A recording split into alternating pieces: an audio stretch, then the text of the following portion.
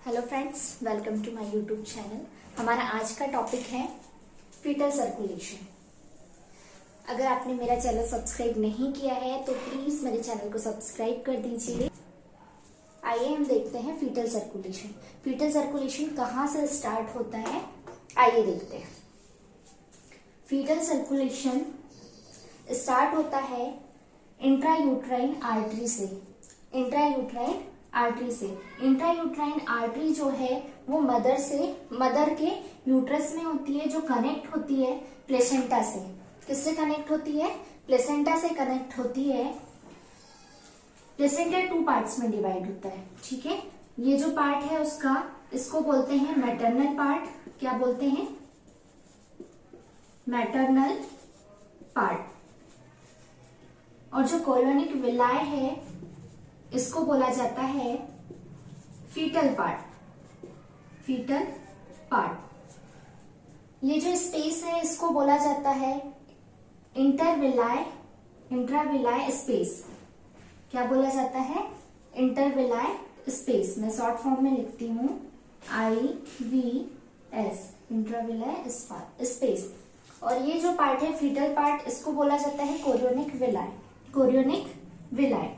तो क्या करती है, जो इंट्रायूट्राइन आर्टरी है, इंट्रायूट्राइन आर्टरी ब्लड और न्यूट्रिएंट्स को लेकर आती है और क्या करती है, यहाँ पर पास करती है। जो ब्लड है, ब्लड और न्यूट्रिशन को कहाँ लेकर आती है? प्लेसेंटा में लेकर आती है। और यहाँ पे जो ब्लड है और न्यूट्रिएंट है उसका क्या होता है? एक्सचेंज होता है। गैस मतलब गैस एक्सचेंज, और न्यूट्रिएंट्स का और ब्लड का क्या होता है? गैस एक्सचेंज होता है यहाँ पर। फिर वो क्या करते हैं, जो ब्लड है वो कहाँ जाता है? वो जाता है कोरियोनिक विलाय में, ठीक है। कोरियोनिक विलाय के बाद ब्लड कहाँ जाएगा आपका? मतलब जो फीटस है, फीटस का ब्लड कहाँ जाता है? वेन में और आर्टरी। तो जो प्लेसेंटा है, प्लेसेंटा में 2 आर्टरी और 2 वेन प्रेजेंट होती हैं। 2 आर्टरी, ये हो गई अम्बिलिकल आर्टरी,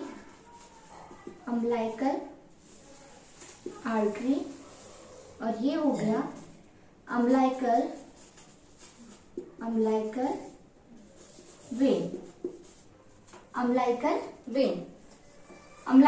में होती है, ये भी 2 होती है। अम्बिलिकल आर्टरी जो होती है, अम्बिलिकल आर्टरी, ये भी कितनी होती है? 2 होती है। लेकिन हमने क्या पढ़ा है? हम हमेशा क्या पढ़ते हैं, जो प्लेसेंटा में है, प्लेसेंटा में 1 वेन और 2 आर्टरीज होती है। हाँ, ये भी क्या है, ये भी राइट है। लेकिन जब बेबी 4 मंथ का होता है, क्या होती? जब बेबी 4 मंथ का होता है तो जो सेकेंड वेन होती है वो क्या हो जाती है? डिसअपेयर हो जाती है। क्या हो जाती है? डिसअपेयर हो जाती है। इसलिए हम क्या 1 वेन और 2 आर्टरीज बोलते हैं, ठीक है।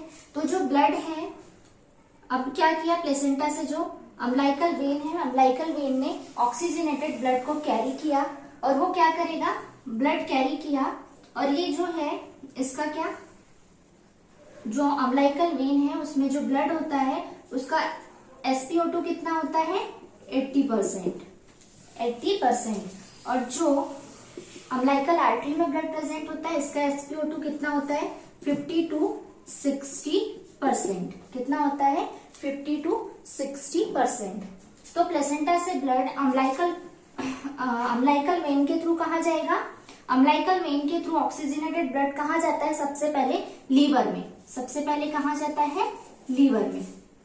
प्लेसेंटा सबसे पहले सप्लाई करता है लीवर को, और लीवर में यहाँ पर एक बाईपास प्रेजेंट होता है, जो फीटस को गॉड गिफ्टेड होता है। फीटस को क्या होता है? गॉड गिफ्टेड होता है। ये बाईपास क्या करता है? ऑक्सीजनेटेड ब्लड को लीवर में क्या करता है?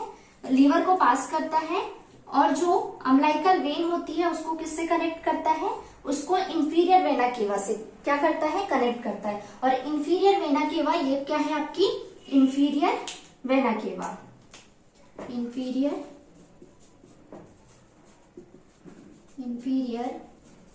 वेना केवा, ये क्या है? फीटस का इंफीरियर वेना केवा। तो इंफीरियर वेना केवा क्या करता है? जो फीटस की लोअर एक्सट्रीमिटीज होती है, फीटस की जो लोअर एक्सट्रीमिटीज होती हैं उनसे डीऑक्सीजनेट ब्लड को क्या करता है? कैरी करता है और कहाँ तक लेकर जाता है, हार्ट में लेकर जाता है। तो क्या होती है यहाँ पर जो अम्बिलिकल वेन होती है, तो ये जो बाईपास प्रेजेंट होता है यहाँ पर, इस बाईपास को बोलते हैं हम डक्टस विनोसस।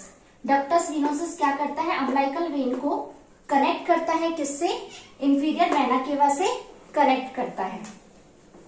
और हम इसको डक्टस विनोसस क्यों बोलते हैं, डक्टस विनोसस। डक्टस विनोसस इसलिए बोला जाता है जिस जगह पर, जिस प्लेस पर एक या दो से अधिक, एक या दो से अधिक जो वेन होती हैं वो क्या होती हैं, कनेक्ट होती हैं। वहां पर क्या होती है, कनेक्ट होती है, मतलब क्या, संधि बनाती हैं, कनेक्ट होती है, तो उसको हम क्या बोलते हैं, डक्टस विनोसस। क्या बोलेंगे उस पार्ट को, डक्टस विनोसस। तो फिर क्या है, ये जो ऑक्सीजनेटेड ब्लड है, अम्बिलिकल वेन में क्या था, ऑक्सीजनेटेड ब्लड प्रेजेंट है, और जो इंफीरियर वेना केवा है वो क्या कर रही है, लोअर एक्सट्रीमिटीज से क्या कर रही है, डीऑक्सीजनेटेड ब्लड लेकर आ रही है। तो यहाँ पर क्या होता है, ऑक्सीजनेटेड ब्लड है वो डीऑक्सीजनेटेड ब्लड से क्या हो जाता है, मिक्स हो जाता है। लेकिन मिक्स तो होता है, लेकिन जो ऑक्सीजनेटेड ब्लड का लेवल है वो क्या होता है, ज्यादा होता है, और डीऑक्सीजनेटेड ब्लड का लेवल क्या होता है, कम होता है। तो ये ब्लड कहाँ जाता है, सबसे पहले राइट एट्रियम में, इंफीरियर वेना केवा के थ्रू कहाँ जाता है, राइट एट्रियम में। और जो हमारी सुपीरियर वेना केवा, ये क्या है, superior vena cava. Superior vena cava ये क्या करती है, हमारे अपर पार्ट, मतलब अपर बॉडी पार्ट जो होता है, उससे जितना भी डीऑक्सीजनेटेड ब्लड होता है उसको कैरी करके लाती है, और वो कहाँ पर लाती है, उसको भी राइट एट्रियम में लेकर आती है। तो इंफीरियर वेना केवा और सुपीरियर वेना केवा दोनों से क्या हुआ, अपर और लोअर एक्सट्रीमिटीज का क्या हुआ, डीऑक्सीजनेटेड ब्लड कहाँ पर आ गया, राइट एट्रियम में। अपर और लोअर दोनों एक्सट्रीमिटीज से क्या हुआ, ब्लड यहाँ पर आ गया। उसके बाद भी, और ये क्या थी, वेन जो थी, अम्बिलिकल वेन क्या कर रही थी, ऑक्सीजनेटेड ब्लड लेकर आ रही थी।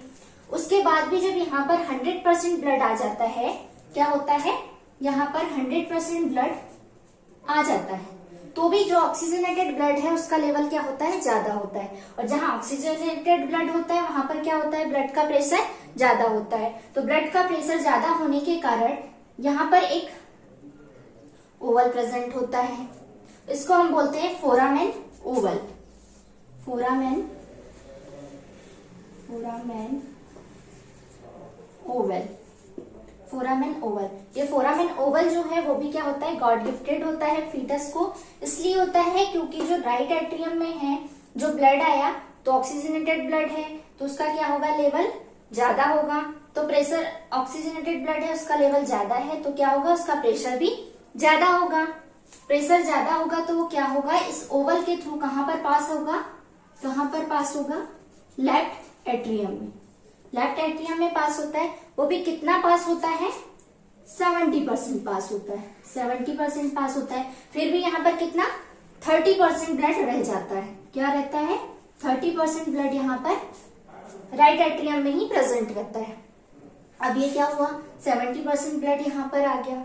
अब 70% ब्लड क्या है, जब दोनों एट्रियम क्या होते हैं, कॉन्स्ट्रैक्ट होते हैं, दोनों एट्रियम कॉन्स्ट्रैक्ट होंगे तो क्या होंगे, कॉन्स्ट्रैक्ट होगा तो जो 30% ब्लड है वो कहाँ आ जाएगा, राइट वेंट्रिकल में। दोनों एक साथ कॉन्ट्रैक्ट हो रहे हैं, तो जो 70% ब्लड है वो भी कहाँ पर आ जाएगा, लेफ्ट वेंट्रिकल में। तो ये दोनों 30% और 70% कहाँ पर आ गए, राइट वेंट्रिकल और लेफ्ट वेंट्रिकल में। ठीक है, अब जब उसके बाद क्या, राइट वेंट्रिकल और लेफ्ट वेंट्रिकल कॉन्स्ट्रिक्ट होंगे तो ये जो ब्लड है पल्मोनरी वॉल्व और एरोटिक वॉल्व के थ्रू, जो राइट वेंट्रिकल में जो ब्लड है वो क्या होगा, पल्मोनरी वॉल्व के थ्रू कहाँ जाएगा, लंग्स में जाएगा, लंग्स में जाएगा। और आपको पता है कि जब तक बेबी बॉर्न नहीं होता है तब तक बेबी के लंग क्या होते हैं, एक्सपेंड होते हैं, एक्टिव नहीं रहते, फंक्शनल नहीं रहते, उन्हें ऑलरेडी ऑक्सीजन की क्या होती है, नीड होती है। तो क्या होती है, इनको ऑलरेडी ऑक्सीजन की नीड होती है, एक्सपेंड नहीं होते, वो खुद से सेल्फ क्या करते हैं, फंक्शन नहीं कर पाते हैं। तो क्या होता है, यहाँ से राइट वेंट्रिकल से जो ब्लड है पल्मोनरी वॉल्व के थ्रू पल्मोनरी आर्टरी में जाएगा और पल्मोनरी आर्टरी से ब्लड क्या होता है, दोनों लंग्स में जाता है।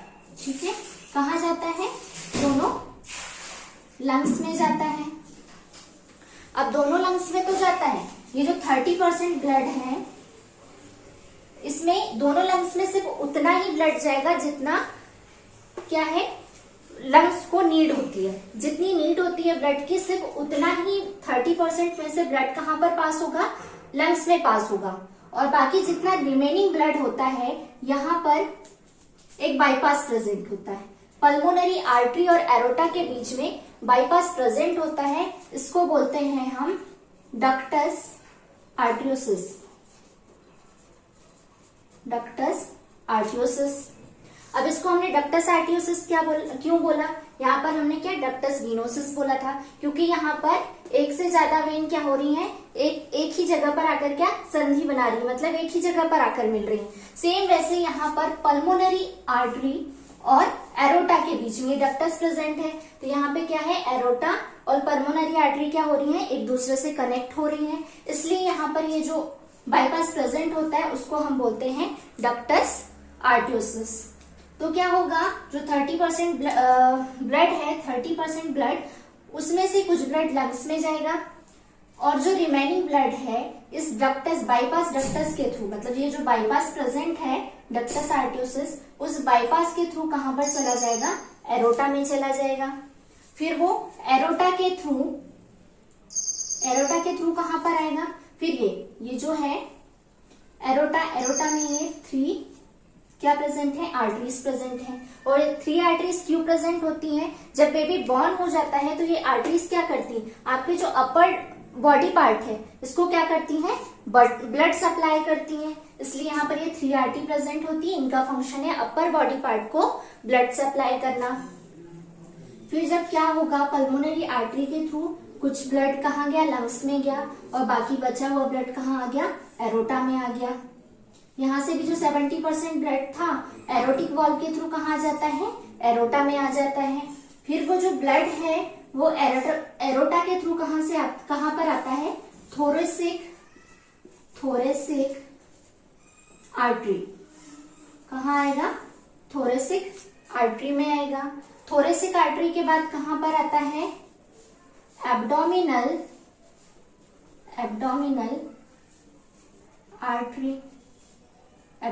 Artery.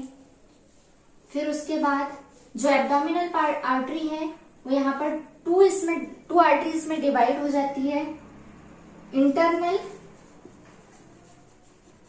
And external iliac artery.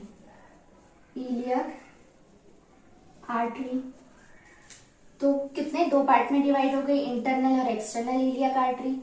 फिर जो ब्लड है वो कहाँ, आर्च ऑफ एरोटा से कहाँ पर आएगा, थोरेसिक आर्टरी में। थोरेसिक आर्टरी के बाद कहाँ पर आएगा, इंटरनल एब्डोमिनल आर्टरी। फिर एब्डोमिनल आर्टरी के बाद internal and external iliac artery में। फिर इलियक आर्टरी के बाद कहाँ पर आता है, सबसे लास्ट में हाइपोगैस्ट्रिक आर्टरी। हाइपोगैस्ट्रिक आर्टरी से ही ये जो 2 आर्टरीज होती हैं हमारी, लेफ्ट एंड राइट जो आर्टरी होती हैं, अम्लाइकल आर्टरी क्या होती हैं, हाइपोगैस्ट्रिक आर्टरी से कनेक्ट होती हैं।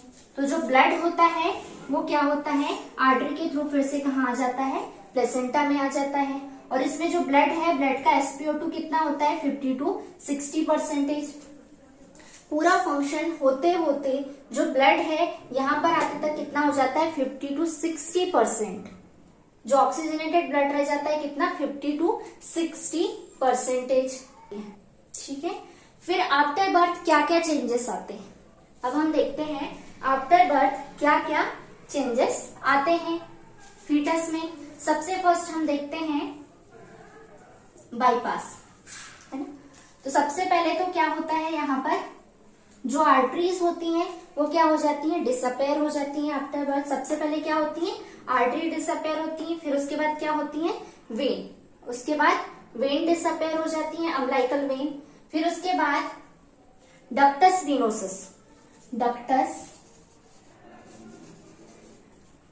वेनोसिस। जो डक्टस वेनोसिस होते हैं ये आफ्टर बर्थ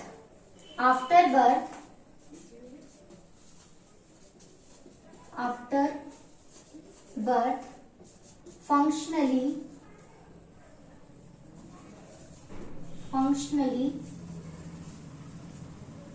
आफ्टर बर्थ क्या होते हैं, फंक्शनली 5 मिनट्स बाद इनका जो फंक्शन होता है वो क्या हो जाता है, स्टॉप हो जाता है। फंक्शन होता है वो क्या हो जाता है, स्टॉप हो जाता है। और एनाटॉमिकली फंक्शनली ये क्या हो जाते हैं, क्लोज हो जाते हैं 5 मिनट्स बाद। और एनाटॉमिकली 7 डेज बाद क्या हो जाते हैं, क्लोज हो जाते हैं। 7 डेज मतलब 1 वीक। फिर हम आते हैं फोरामेन ओवल पर। फोरामेन ओवल, तो फोरामेन ओवल जो है ये भी फंक्शनली क्या होता है, functionally after 5 minutes of birth क्या हो जाता है, क्लोज हो जाता है।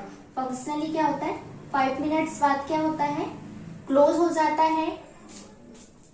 और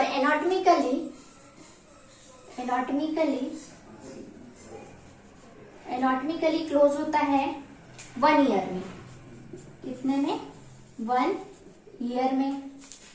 फिर नेक्स्ट आ जाते हैं हम डक्टस आर्टियोसिस पे।